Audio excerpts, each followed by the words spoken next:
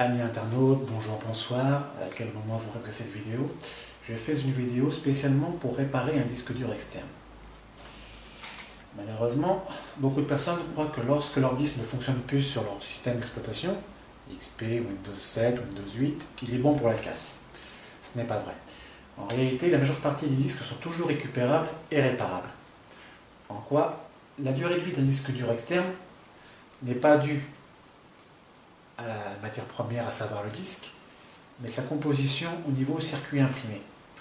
La mortalité des circuits sont faits de programmer pour vous dire que votre disque est mort, ce qui n'est pas le cas.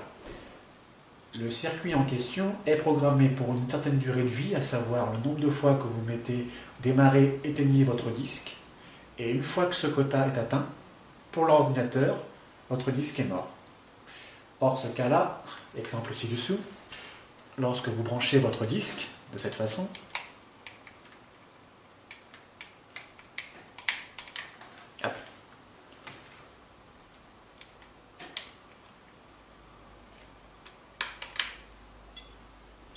vous entendez un bip.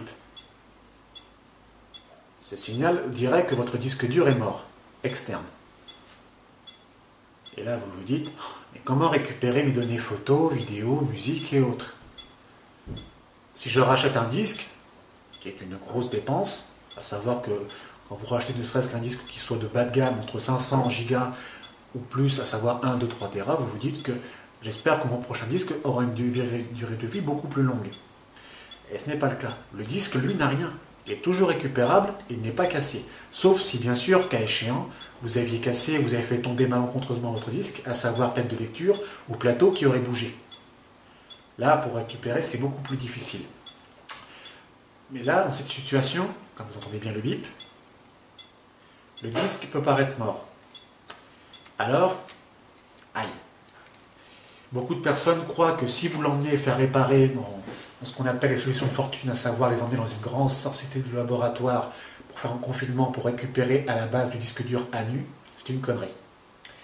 Parce que payer ne serait-ce que le double, le triple ou le quadruple du prix d'origine de votre disque, à savoir donc vierge, qui sont des prix de 80 à 110 ou 120 euros selon les grandes surfaces auxquelles vous achetez à n'importe quelle marque votre disque dur externe ou interne, le disque en question peut être récupéré par un simple utilisateur, simple personne en particulier basique.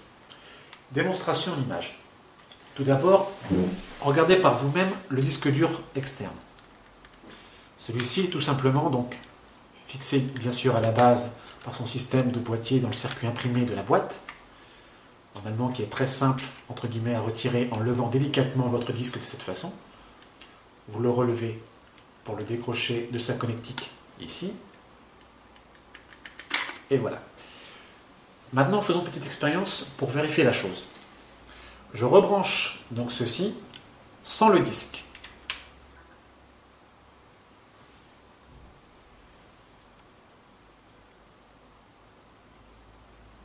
Pas de bruit. Mais si je m'amusais à le remettre,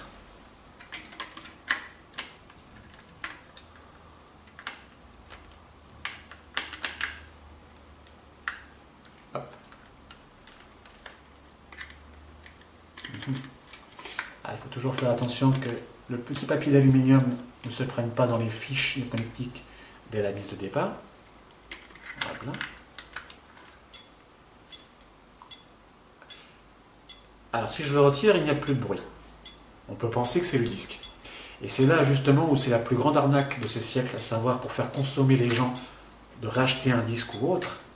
Ce n'est pas votre disque ou la bordure du disque qui a rendu l'âme. C'est tout simplement un afficheur du circuit imprimé qui est programmé minutieusement pour vous faire croire que votre disque lui a rendu l'âme. Une supercherie quand même sans nom. C'est le même procédé que pour faire rendre l'âme au téléphone, à savoir de condenser au maximum, de souder au préalable tous les composants électroniques et leur faire forcer à leur rendre l'âme ou à faire croire que vous avez une panne. Ceci est une simulation. Alors, si vous avez ce genre de pépin, à savoir où votre boîtier aurait rendu l'âme, ou la connectivité de votre disque dur est morte, il vous suffit tout simplement d'acheter un simple adaptateur SATA pour disque dur récent ou ancien, en IDE, reconnecter à partir de votre base, votre disque dur externe, le faire de cette façon. Alimentation directe.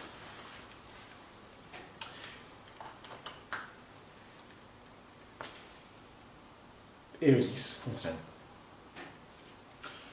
Un simple petit truc, de toute façon, ne coûte qu'une bagatelle, contrairement à la réparation d'un particulier, enfin d'un professionnel, ou en laboratoire pour récupérer vos données. Vous pouvez le faire par vous-même.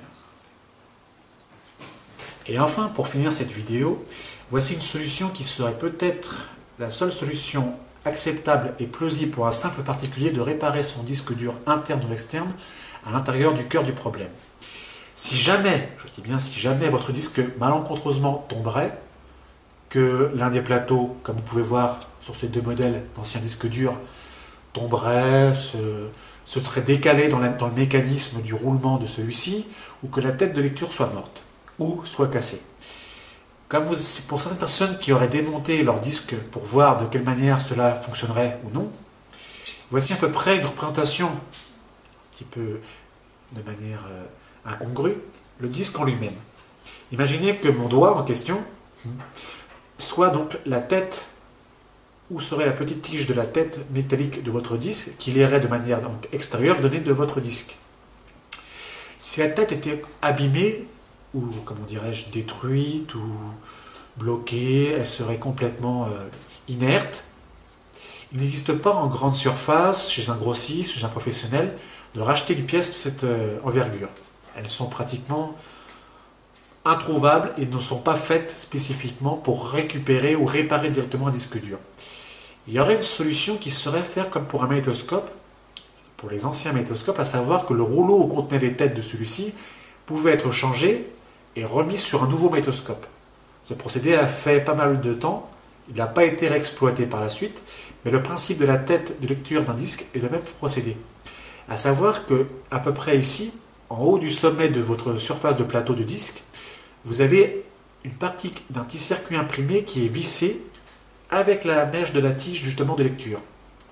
Si vous récupériez un vieux disque dur, vous dévissez, il est probable, ce n'est pas garanti, qu'en remettant ce petite tête, vous pourriez de nouveau réparer et relire, recopier et refaire vos données. Je ne sais pas si les spécificités à savoir dans l'évolution des disques ont évolué, si c'est plus spécifié ou non, mais pour la grande majorité des disques que vous avez entre guillemets achetés ou qu'on peut voir en grande surface ou anciennement, ils sont tous vissés comme une petite mèche des anciens manches-disques. Donc ça pourrait être récupérable et réparable. Après, il faut les tenter ou non. À chacun de voir.